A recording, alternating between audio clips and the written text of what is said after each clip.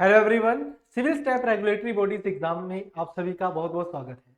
आज का जो क्लास होने वाली है इसमें हम आरबीआई असिस्टेंट के कुछ प्रीवियस ईयर क्वेश्चंस डिस्कस करेंगे जो कि 2022 में आपसे पूछे गए थे। तो जो प्रीलिम्स का एग्जाम होता है उसमें टोटल 35 क्वेश्चंस होते हैं क्वांटिटेटिव एप्टीट्यूड के। तो आज की क्लास में वही क्वेश्चंस देखेंगे कि किस किस लेवल के क्वेश्चंस आपसे पूछे जाते हैं, प्लस कौन सी टाइप ज्यादा इंपॉर्टेंट होती है वो साथ साथ मैं आपको बताता रहूंगा। तो वीडियो को शुरू करने से पहले कुछ बेसिक एनालिटिक्स मैं आपके साथ शेयर करना चाहूंगा कि टोटल दोस्तों जैसे इसमें 35 क्वेश्चंस थे, है ना। प्रीलिम्स में कितने सवाल होते हैं? 35। तो इन 35 सवालों में आपको 15 सवाल जो थे वो थे हमारे सिंप्लीफिकेशन के, 5 क्वेश्चन थे हमारे नंबर सीरीज के, 5 क्वेश्चन थे हमारे डीआई के और 10 क्वेश्चन थे बेसिक अर्थमेटिक के। इनका जो लेवल था वो इजी लेवल था, यानी कि अगर आपकी तैयारी अच्छी है तो आप इजीली 35 में से 35 अटेम्प्ट कर सकते हो, यानी कि टोटल 35 में से 35 सारे अटेम्प्ट कर सकते हो। और अगर आपकी तैयारी जो है वो एवरेज भी अगर है तो फिर भी 25 प्लस अटेम्प्ट इजीली किए जा सकते थे। लेकिन अगर हम बात करें कट ऑफ की, तो जैसे कि मैंने आपको प्रीवियस वीडियोस में भी बताया था कि जो इसकी कट ऑफ जाती है ना पेपर की प्रीलिम्स की, वो 85 टू 90 के अराउंड रहती है। ठीक है, यानी कि अगर आपने प्रीलिम्स को क्रैक करना है, प्रीलिम्स एग्जाम अगर क्लियर करना है तो उसके लिए आपको सारे क्वेश्चंस करने पड़ेंगे, 20 मिनट्स में 35 क्वेश्चंस करने पड़ेंगे। ठीक है, तो मैं आपको पूरी प्रॉपर अप्रोच बताऊंगा कि कैसे सवालों को सोल्व किया जाता है और कैसे विद इन टाइम हम इन सवालों को कर सकते हैं। तो मैं अभी क्लास को थोड़ा फास्ट रखूंगा, लेकिन मेरी अप्रोच यही रहेगी कि हर सवाल आपको समझ आए और आपको पता चले कि किस तरीके से उसको सोल्व किया जाता है। तो शुरू करते हैं दोस्तों आज की वीडियो। तो पहला सवाल जो है वो आपकी स्क्रीन के ऊपर है। इसमें क्या बोला गया है कि a man buy 2 watches at 4000 rupees, he sold one watch at 20% profit and second at 10% loss. पहली वॉच को उसने प्रॉफिट में बेचा है कितना? 20% के। दूसरी वॉच को उसने 10% के लॉस पे बेच दिया। तो in this transaction the overall profit will be 5%। इससे क्या हुआ कि उसको ओवरऑल 5% का प्रॉफिट होता है। तो आपसे पूछा गया है फर्स्ट वॉच का सीपी क्या रहा होगा, पहली वॉच का कॉस्ट प्राइस क्या रहा होगा। तो दोस्तों ये जो सवाल है ये सवाल है मिक्सचर एंड एलिगेशन का, टॉपिक का पता होना चाहिए आपको। ये सवाल है मिक्सचर एंड एलिगेशन का। तो एलिगेशन कैसे लगेगा ध्यान से समझना।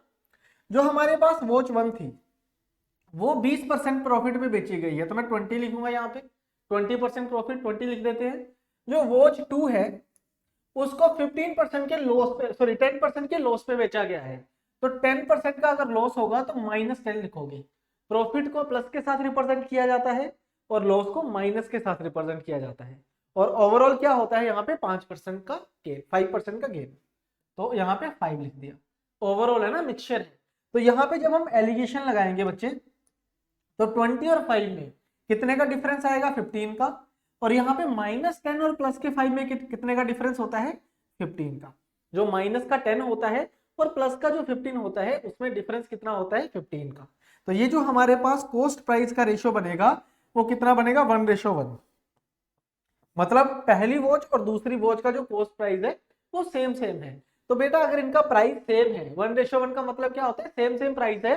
तो दो वॉचेस 4000 में खरीदी हैं, तो एक वॉच कितने में खरीदी होगी? 2000 में। और दूसरी वॉच भी कितने में खरीदी होगी? 2000 में। आपसे पूछा गया है पहली वॉच का रेट क्या है, तो आपका आंसर क्या होगा? Option number 1, 2000 rupees. तो ये पहला सवाल था हमारा। ठीक है, ये हमारा पहला क्वेश्चन था। दूसरा सवाल देखो बच्चे आपकी स्क्रीन के ऊपर है। इसमें क्या बोला गया है कि in a mixture of 156 litres the ratio of milk and water is 7:6। Milk और वाटर का रेशियो क्या है? 7:6 है। How much water should be added to make the ratio 14:13। अगर आपको ये रेशियो 14:13 बनानी है तो बताइए इसमें कितना आपको वाटर जो है वो ऐड करना पड़ेगा। तो कैसे करेंगे इसको, ध्यान से समझेंगे इसको भी, है ना। तो 156 लीटर का जो मेरे पास मिक्सचर था इसमें मिल्क और वाटर की रेशियो है 7:6। तो सम करेंगे तो 13 आएगा यहाँ पे मिक्सचर। और ये मिक्सचर कितना गिवन है हमें? 156 लीटर इंटू 12 करके आया होगा। तो यहाँ पे मेरे पास मिल्क आएगा बेटा 84 लीटर्स और वाटर आएगा 72 लीटर्स। ओके, अब आपको बोला गया है कि इसमें मिल्क और वाटर का रेशियो हमने क्या बनाना है? 14:13। ठीक है, 14:13 बनाना है। तो बताइए वाटर कितना ऐड किया जाए। तो बेटा जो मिल्क था वो तो सेम ही रहेगा ना, मतलब इसमें भी जो मिल्क है वो 84 लीटर ही रहेगा। तो इस 14 की वैल्यू अगर 84 है तो इंटू 6 करके आया होगा, तो यहां भी इंटू 6 कर देंगे। मतलब जो नया मिक्सचर बनेगा उसमें मिल्क कितना होगा 78 litre.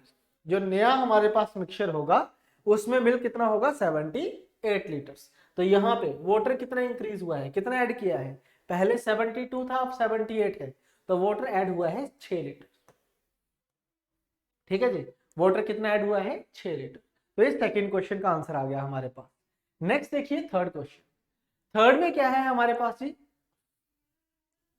a train traveling at a speed of 72 km per hour crosses a post in 20 seconds if it crosses another train traveling at the rate of 55 km per hour in the same direction in 1 minute and 45 seconds, then the difference between the length between two trains is। अब इसमें क्या बोल दिया गया है कि हमारे पास एक ट्रेन है, ठीक है, मान लो कोई S1 ट्रेन है जिसकी स्पीड क्या है 72 किलोमीटर पर आवर। मैं क्या करूंगा बेटा, इसको मीटर पर सेकंड में कन्वर्ट कर लूंगा और उसके लिए मुझे 5/18 से मल्टीप्लाई करना पड़ेगा। ठीक है, तो ये कितना आ गया 20 मीटर पर सेकंड। एक मेरे पास ट्रेन 2 है, इसको S2 मान लेता हूं, उसकी स्पीड को, उसकी स्पीड क्या है 54 किलोमीटर पर आवर।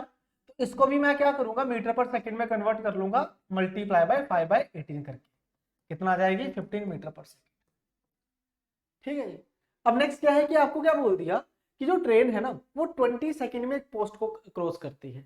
तो दोस्तों एक पोस्ट को अगर वो 20 सेकंड में क्रॉस कर रही है तो इन 20 सेकंड में वो अपना डिस्टेंस ही कवर कर रही होगी, अपनी लेंथ कवर कर रही होगी, है ना। तो मतलब ट्रेन 1 जो डिस्टेंस कवर कर रही है वो उसकी खुद की लेंथ है, तो उसकी लेंथ को L1 मान लेते हैं। तो मतलब 20 किलोमीटर पर आवर की स्पीड से 20 सेकंड में जितना उसने डिस्टेंस कवर करा है वो उसकी खुद की लेंथ है। तो ट्रेन 1 जो ट्रेन 1 है हमारे पास उसकी लेंथ मेरे पास आ चुकी है।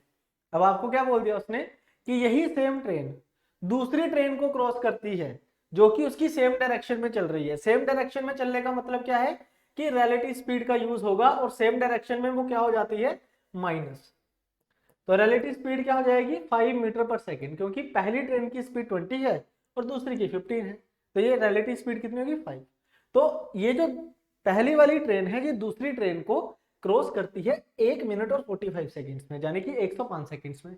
तो उस केस में डिस्टेंस कितना कवर हुआ होगा, उस केस में डिस्टेंस कवर हुआ होगा स्पीड जो कि 5 है इनटू टाइम कितना है 105 सेकंड्स, तो 575 मीटर।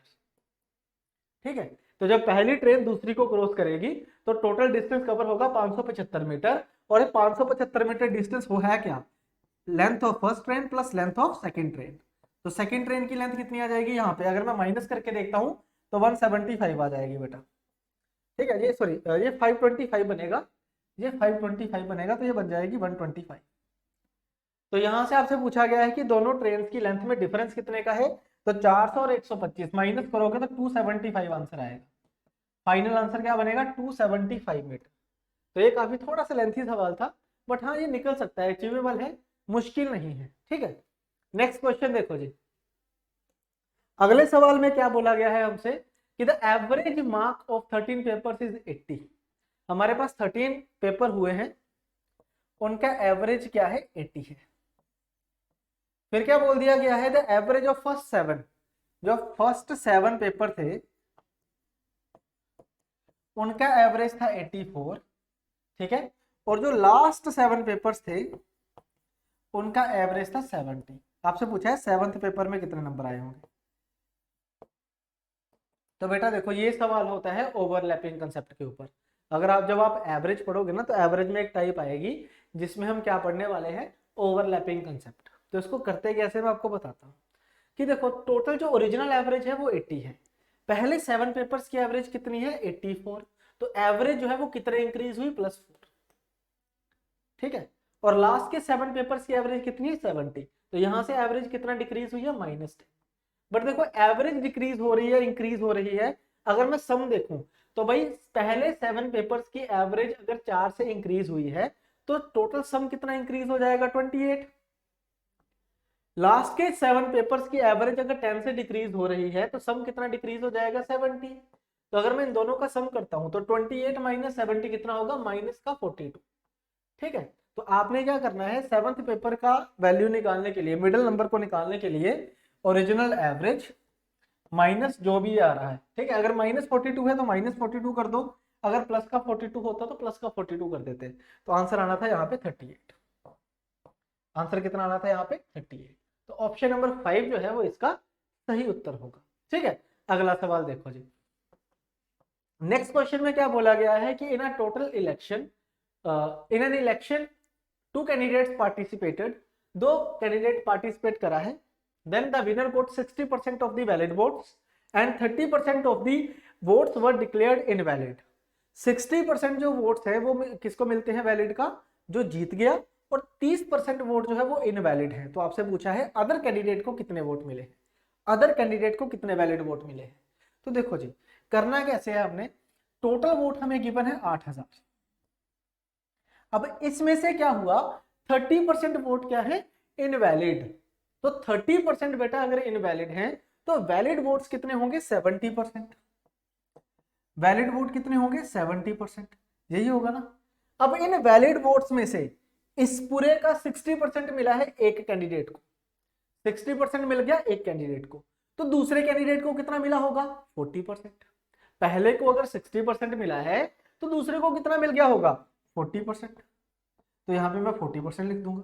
तो ये मेरा आंसर है भाई, इसको सोल्व करूंगा मेरा आंसर आ जाएगा। करके देख लेते हैं, 2 0 से 2 0 कैंसिल, फिर 2 0 से ये 2 0 कैंसिल।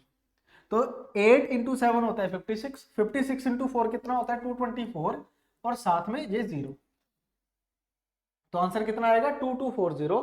तो 2240 है हमारे पास फोर्थ ऑप्शन में, 2240 कहाँ है, फोर्थ ऑप्शन में है, और यही हमारा सही उत्तर होगा, ठीक है। तो ये 5 सवाल थे जो बेसिक अर्थमेटिक के सवाल थे, ठीक है। अब इसके बाद शुरू होगी नंबर सीरीज। अब नंबर सीरीज की अगर हम बात करें बच्चे, तो नंबर सीरीज के टोटल यहाँ पे 5 सवाल थे जो कि 6 से लेकर 10 तक रहेंगे। तो अब नंबर सीरीज में देखेंगे कि क्या क्या लॉजिक्स इसमें यूज किए जाते हैं, ठीक है, कैसे एग्जामिनर जो है वो क्वेश्चन को सेट करता है। तो पहला सवाल क्या है, 2 5 11 23 44 77 एंड क्वेश्चन मार्क। आपसे पूछा गया है क्वेश्चन मार्क की जगह पे क्या आएगा। मैं चाहूंगा कि वीडियो को पॉज करके पहले आप भी खुद करें, ठीक है, क्योंकि आप सभी तैयारी कर रहे हो आरबीआई असिस्टेंट की, तो आपको पता होना चाहिए कि कैसे सॉल्व किया जाता है। पहले वीडियो को पॉज करो, सोल्व करो, फिर मेरा सोल्यूशन देखो। तो करना कैसे बच्चे, हमने जब भी कभी ऐसा आपके पास सीरीज आ जाती है तो सबसे पहला काम क्या होगा, डिफरेंस देखना। दिख रहा है ना यहाँ पे, क्योंकि ज्यादा इंक्रीज नहीं हो रहा, ज्यादा नंबर इंक्रीज नहीं हो रहे, तो इसलिए डिफरेंस देखेंगे। तो यहाँ पे 3 का डिफरेंस है, यहाँ पे 6 का, यहाँ पे 12 का, यहाँ पे डिफरेंस कितने का आ रहा है हमारे पास, 21 का, और यहाँ पे डिफरेंस आ रहा है 33 का। 33 का डिफरेंस आया ना, ठीक है। तो भाई 3 6 12 21 33, ये कुछ कंक्रीट तो हमें एविडेंस मिला नहीं इसका।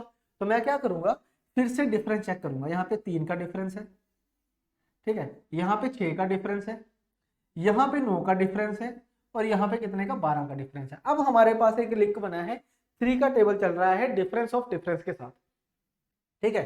तो आगे क्या होगा, फिर 15 का डिफरेंस रहा होगा। तो 15 का अगर डिफरेंस रहा है यहाँ पे, तो ये 33 + 15 कितना रहा होगा, 48। तो 48 अगर मैं यहाँ पे ऐड करता हूँ तो कितना बनेगा, 125। कितना बन जाएगा, 125।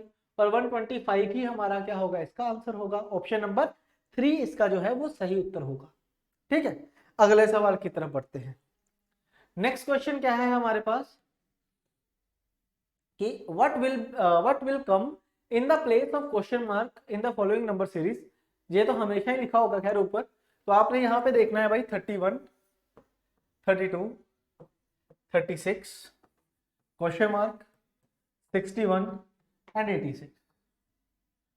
तो काम वही है, सबसे पहले डिफरेंस ही देखेंगे। यहाँ पे 1 का 4 का डिफरेंस, ये हमें पता नहीं, ये हमें पता नहीं है, और ये डिफरेंस कितना है 25 का। अब बच्चे अगर आप थोड़ा ध्यान से देखो तो 1 4 एंड 25 ये किसी नंबर के परफेक्ट स्क्वायर है ना। जैसे ये क्या है, 1 का स्क्वायर है, ये 2 का स्क्वायर है। जब आप डिफरेंस लेते हो ना तो हमारे पास क्लैरिटी मिल जाती है हमको कि सोल्व होगा या नहीं होगा। जैसे 5 सवाल है ना, तो एक बार डिफरेंस लेने से पता चल जाता है कि सोल्व होगा या नहीं होगा, ठीक है। तो ये 1 का स्क्वायर, 2 का स्क्वायर, 5 का स्क्वायर, तो यहाँ पे फिर 4 का स्क्वायर रहा होगा, यहाँ पे 3 का स्क्वायर रहा होगा जो कि 9 होता है, ये 16 होता है। तो चेक करके देखो, 36 में 9 ऐड करेंगे तो 45 आएगा, 45 में 16 ऐड करोगे तो 61 आ जाएगा, बिल्कुल सही है ये तो 45 आंसर होगा हमारा, जो कि ऑप्शन में भी है। ऑप्शन नंबर 1 क्या होगा, इसका करेक्ट आंसर होगा। तो ये लॉजिक लग गया यहाँ पे, ठीक है। नेक्स्ट क्वेश्चन देखो, नेक्स्ट क्वेश्चन की अगर हम बात करें तो क्या लिखा हुआ है कि 3 6 18 क्वेश्चन मार्क 630 और 6930, मतलब 3 फिर 6 हुआ, फिर 18 हुआ, फिर क्वेश्चन मार्क लग गया, फिर 630 आ गया और उसके बाद 6930। यहाँ पे देखो बच्चे, जो नंबर्स है ना वो ऐसे बढ़ते जा रहे हैं एकदम से, जैसे 2 गुना, फिर 3 गुना, फिर क्वेश्चन मार्क, और उसके बाद तो 10-12 गुना हो गया।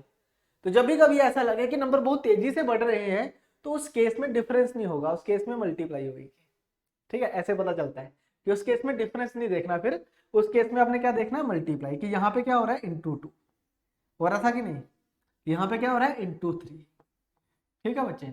यहाँ पे क्या हो रहा है जी, 630 को किससे मल्टीप्लाई करेंगे, 6930 आ जाए, 10 से करेंगे तो 6300, तो ऑब्वियसली 11 से मल्टीप्लाई हुआ है ना, यहाँ पे क्या है, इंटू 11। तो फिर बेटा यहाँ से लेके यहाँ तक भी कुछ मल्टीप्लाई हुआ होगा, और यहाँ से लेके यहाँ तक भी कुछ मल्टीप्लाई हुआ होगा। तो आप देखो कि ये 2, 3 और 11 है क्या एक्चुअल में। तो अगर आपको थोड़ा ध्यान हो तो बेटा जो प्राइम नंबर्स होते हैं, प्राइम नंबर्स क्या होते हैं हमारे पास, 2, 3, 5, 7 और 11, यही होता है ना। तो 2, 3 लिखा हुआ है, 11 लिखा हुआ है, तो मतलब 5 और 7 मिसिंग है, तो 5 आएगा बेटा यहाँ पे और 7 आएगा यहाँ पे। चेक करके देखो कि क्या ये लॉजिक यूज होता है। तो इंटू 5 करेंगे तो ये 90 बनेगा, और इंटू 7 करेंगे तो 630 बनेगा, तो यूज हो रहा है और ऑप्शन भी है, तो यही हमारा क्या रहेगा, फिर आंसर रहेगा, ठीक है। अगला सवाल देखो, अगले सवाल में क्या बोला गया है कि 60 40 50 क्वेश्चन मार्क 180 460, ठीक है। 60 then 40 then 50 then question mark then 180 then 460, ये आ गया मेरे पास। तो पहले नंबर घटा फिर बढ़ा, पहले नंबर कम हुआ फिर बढ़ गया, है ना। तो जब भी कभी ऐसा सवाल आए तो ये भी मल्टीप्लाई का ही होता है ज्यादातर, क्योंकि अगर मैं इस नंबर को, अगर मैं इस पर्टिकुलर नंबर को मल्टीप्लाई कर दूं 0.5 से, तो कितना बनेगा, 30, और 30 में अगर मैं कर दूं +10 तो कितना बन जाएगा, 40, है ना। उसी प्रकार से इस नंबर को मैं करूं मल्टीप्लाई बाय 1 और प्लस कर दूं 10 तो कितना बन जाएगा, 50। इसी नंबर को अगर मैं मल्टीप्लाई करूं 1.5 से और प्लस कर दूं 10 तो कितना बन जाएगा बेटा, यहाँ पे 85। चेक करो यार, बनेगा कि नहीं। 75 प्लस 10 कितना हो गया, 81, 85। इसको ही अगर मैं मल्टीप्लाई कर दूं 2 से और प्लस कर दूं 10 तो बन सकता है ना 180, बिल्कुल बनेगा। तो मतलब सीरीज क्या चल रही है, 0.5 plus 10 into 1 plus 10 into 1.5 plus 10 into 2 plus 10 into 2.5 plus 10, ये 2.5 प्लस 10 होगा, फिर इंटू 3 प्लस 10 होगा, इस तरीके से चलता रहेगा। तो आंसर कितना रहेगा इसका, 85, 85। तो ये हमारा आंसर आ जाएगा। अगला सवाल देखो, व्हाट इसमें क्या है, 13 14 30 क्वेश्चन मार्क 376 1885, ठीक है।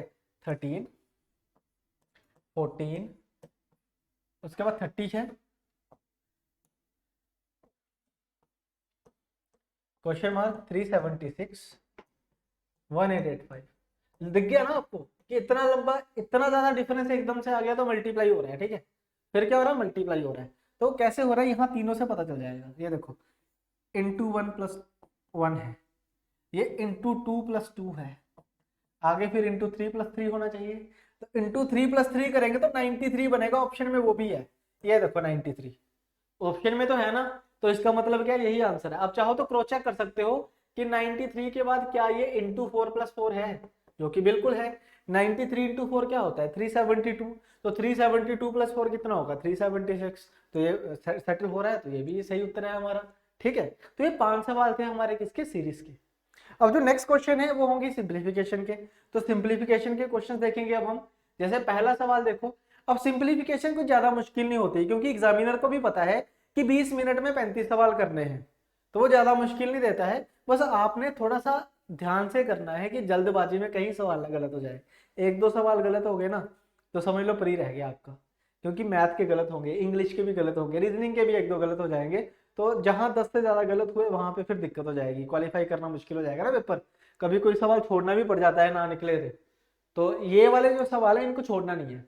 तो कैसे करेंगे देखो, पहले ब्रैकेट सॉल्व करो 39, क्या बना ये 39 मल्टीप्लाई बाय 3 डिवाइड बाय 13, और प्लस क्या है 18 माइनस 5 30।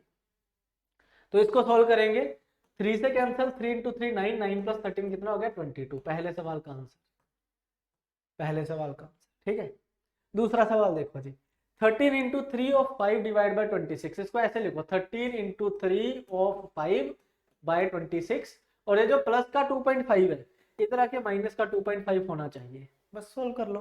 13 गुना 2 होता है 36, हो गया। ये कितना हो गया 15/2 यानी कि 7.5।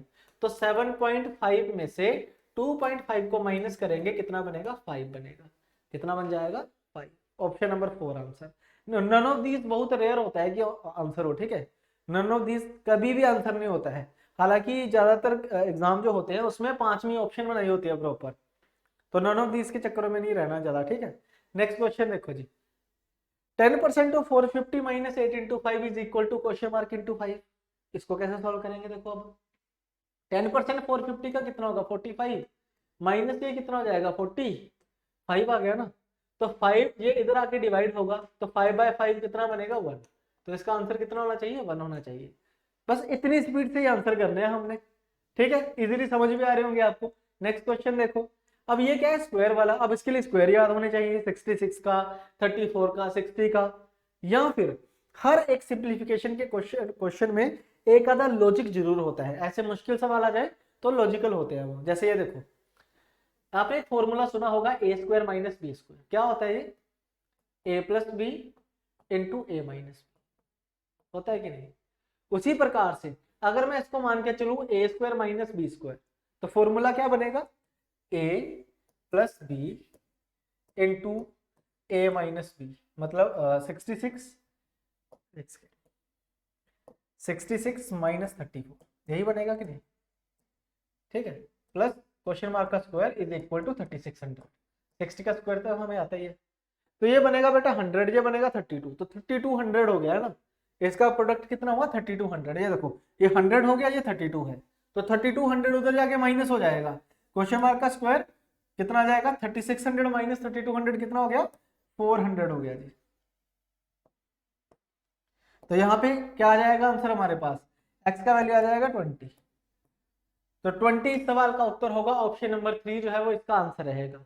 अगला सवाल देखो जी, नेक्स्ट क्वेश्चन क्या है हमारे पास, 3 into question mark divide by 9 is equal to root of 729 into root of 121। करते हैं सॉल्व फटाफट। 3 इंटू एक्स मान लेते हैं डिवाइड बाय 9 हो जाएगा, इज इक्वल टू ये 9 का क्यूब होता है बच्चे, और ये 11 का स्क्वायर होता है। इस तरीके से मैंने लिख दिया, ये 3 से कैंसिल, एक्स की वैल्यू क्या आएगी 9 इंटू 3 27, एंड 27 इंटू 11 297 आंसर। बस इतना टाइम लगना चाहिए इसको सॉल्व करने के लिए, इतना ही समय लगना चाहिए सॉल्व करने के लिए। ठीक है, नेक्स्ट क्वेश्चन देखो जी, root of cube root of 3375 किसका होता है 15 का। ठीक है, multiply by 75% of 400 is equal to x/2, यही है। तो ऐसा करो, जो कैंसिल कर सकते हो कर लो पहले, ये 200 से कैंसिल हो गया, और तो नहीं कुछ हो रहा।